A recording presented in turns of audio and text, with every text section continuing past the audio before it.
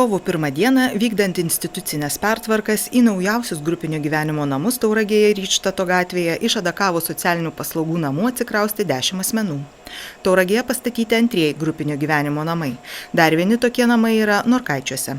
Prieš porą dienų šie namai buvo pagerbti Tauragės mero ir kunigo Roko Maziliausko apsilankymu. TVK taip pat užsuko aplankyti naujakurių.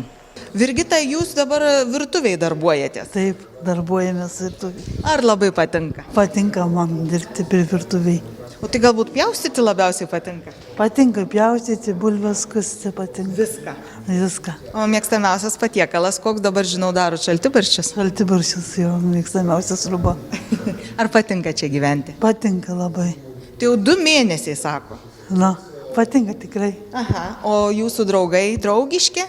Gerai sutarėt? Geri, labai nepiktybiniai. Grupinių namų gyventojas Viktoras taip pat džiaugiasi ramesniu gyvenimu Ryčtato gatvėje, negu buvusiu gyvenimo Adakavos socialinių paslaugų namuose. Čia žymiai ramiau negu tam Adakavė. Negu Adakavė, Viskas, patys padėme į grindis įsiplauti, viską, ką sugebam, tą padedam. Tai žinoma. Tai Tai prieš tai Adakavė gyvenat? Nuo Adakavė gyvena. O čia kaip jūsų draugai draugiški? Viskas sutarėm, viskas tvarko. Kaip jaučiatės čia? Gražu? Gražu. Patogu? Padėjai labai geri, darbuotojas geras. Aišku. O laukiai jau tvarkėtės kažką? Tvarkėmės. Mačiau. Šiltnamį ir uždaryti. Kaip čia viskas jums sekasi? Kokia jūsų kasdienybė? Sakyčiau, šiai dienai galiu pasakyti, kad sekasi puikiai. Kalbu už praeitą laiką ir už šiandien dieną sekasi mums dabar puikiai viskas. Gyventojai labai yra patenkinti iš tikrųjų, jie trupučiuką adaptuojasi prie naujo gyvenimo, nes iš tikrųjų prieš tai gyveno didelėje bendruomenėje, didelėje institucijoje, dabar yra maža grupė žmonių, yra tik tai 10 žmonių. Tai, žodžiu, mes adaptuojamės prie tokios grupės ir tikrai matom, kad žmonės yra tikrai laimingesni, kadangi jie turi daugiau ramybės čia. O anksčiau gyveno Adakave? Taip, anksčiau jie gyveno Adakave ir dabar čia jie turi daugiau ramybės, daugiau individualumo, nes gyvena kambariuose daugiausiai po vieną, tik tai 2 kambariuose gyvena po 2 asmenis. O toliau tai tikrai ir savarankiškumą ugdomės, atstatom kažkiek tai prarastus įgūdžius, nes institucijoje kažkaip yra vis tiek kitaip, mažiau yra darbuotojai, daugiau gyventojai, ne kiekvieną kartą gali prie kiekvieno prieiti, taip pat kaip mes dabar, kad galim. Ir žodžiu, ir ugdomi jų įgūdžiai, tiek higienos įgūdžiai, tiek savitvarkos įgūdžiai, tiek ir virtuviai maisto gamybos įgūdžiai ugdomi. Dar kol kas nepradėjom intensyviai užsiimti užimtumo veiklom, bet šiek tiek, ką mes jau veikiam, kažkiek tai pradedam pratintis prie didelio miesto, nes žmonės gyveno prieš tai kaimo bendruomenėje ir jie buvo pripratę prie kitokios bendruomenės, dabar mes einam į prekybos centrą, mes einam į didelę judrią gatvę, tai pratinamės prie to po trupučiuką. Vienetais kalbant apie tam tikrus gyventojus, tai per tuos beveik 2 mėnesius pastebėjom, kad tikrai aš pati vežuosi ir į parduotuvę gyventojus, mes einam kartu pirkti maisto produktų. Tai žodžiu, jau mokam ir prekybos centre elgtis ir žinom, kur kas padėta ir jeigu reikas kažką nuo aukštesnių lentynų nuimti, man vyrai nuima. Žodžiu, labai tokie yra draugiški ir vyriški. Tai toj vietoje labai viskas tvarkoja, bet iš tikrųjų ir kituose įgūdžiuose matom, kad gerėja situacija, nes iš tikrųjų jie ir į virtuvę ateina padirbėti ir savo kažkaip namus prižiūri, ir šiukšles jam išneša, ir konteinerius išsiveža į kelią, kada jau žinom, kada šiukšlių vežimo diena yra. Žodžiu, yra įsipareigojimai lauke, šiukšlių dėžes lauke, išplauna, žmonės sutvarko. Ir, žodžiu, tai mes tiesiog taip matom, kad mūsų gyventojai taip kaip ir šeimoje pradeda įgyti tokius pačius įgūdžius, nes mes stengiamės juos ugdyti, nes mes patys ateinam iš šeimų ir tos pačius įgūdžius stengiamės savo gyventojams įdiegti taip pat. Grupinio gyvenimo namuose gyvena 6 moterys ir 4 vyrai. Jauniausiai gyventojai yra 39, o vyriausiai 62. Vyriausioji Irma yra jautri meniška siela, sako Lina. Irmutė, tai sako, kuriat, rašot? Dabar pagalba įkvėpiams tiesiog. Seniau rašydavau daug, paskui nerašiau, dabar vėl grįžta įkvėpiams. Tai labiausiai patinka rašyti iš kūrybinių dalykų? Taip. Aišku. O apie ką rašot? Dabar aš parašiau apie kaip čia gyvenam, kaip mums sekasi. Na ir ką rašėt, išduokit, ar gyrėt? Kad gyriau, kad viskas labai patinka iš tikrųjų. Ir darbuotojai nuostabus, ir draugai geri visi. Ir kūrybinė aplinka. Ir skanus maistas. Viskas labai patinka. O yra kas nepatinka, išduokit. Nėra.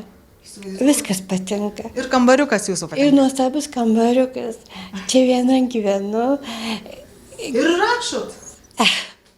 Ir rašot savo kambariukę. Matau, ir dar radio klausėt, skaitėt kažką truputėlį. Jis patinka labai skaityti, radijos klausyti. Socialinė darbuotoja Lina išduoda paslaptį, jog grupinio gyvenimo namuose netrukus atsiras namų bibliotekėlė. Skaitimas padeda gyventojams tobulėti, turtina žodyną, kai kuriems praverčia gerinti rašymo įgūdžius. Kaip rinkote gyventojus apsigyventi ilgalaikiam gyvenimui būtent šituose namuose, ar jie patys išreiškia norą?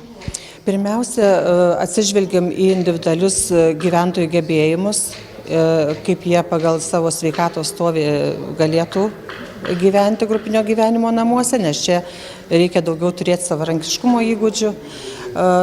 O toliau žiūrėjom į jų pačių pageidavimus, jų pačių norą išvykti grupinio gyvenimo namus.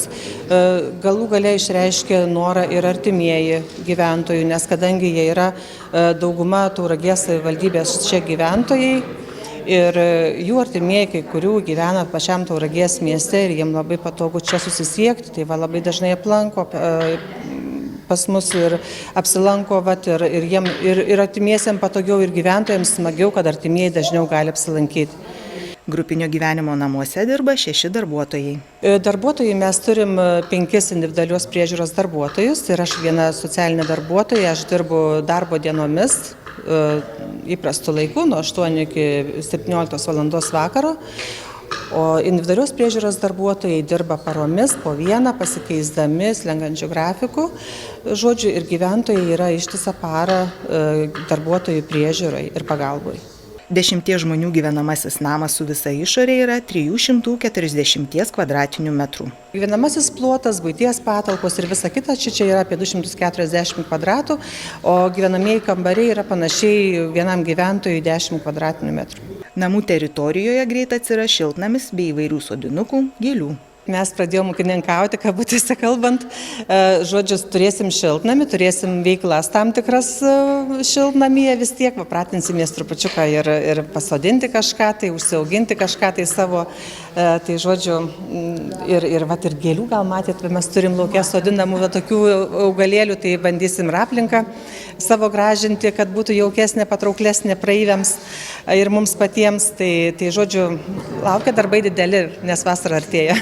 Tačiau ne viskas priklauso vien nuo bendruomenės. Lina prasitarė, kad Rydštato gatve sunkoka važiuoti. Iš tikrųjų, mes turim tokią svajonę, aišku, per 2 mėnesius ta svajonė, taip jau, kaip sakyti, negalėčiau pasakyti, kad labai didelė svajonė, bet pastebim ir tikrai pajuntam tą dalyką, kad mūsų gatvė nelabai tokia yra tvarkinga, tokia labai duobėta, nors važiuojam nedidelę atkarpą, bet vis tiek kažkaip būtų smagiau iš tikrųjų, kad būtų aplink gatvę sutvarkyta.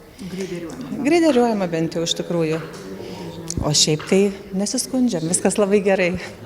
Gyvenam beveik gamtos apsupty, nes iš tikrųjų čia labai nedaug yra kaimynų dar kol kas aplink ir mes matom gamtą, ir miškelį ne taip toli, tai taip tiesiog yra vieta nuostabi, mums patinka ta vieta. Labai, visiems. Ir Skaudvilėje, žinau, taip pat bus atidaromi taip pat tokio tipo namai.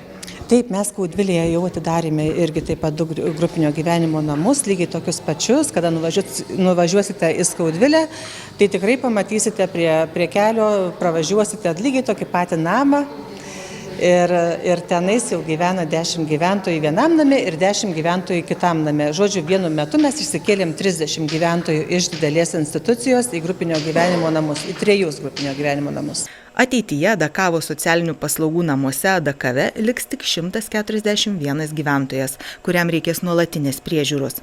Visi kiti gyventojai namus ras grupinio gyvenimo name arba būste pagal apsaugoto būsto nuo globos link galimybių projektą.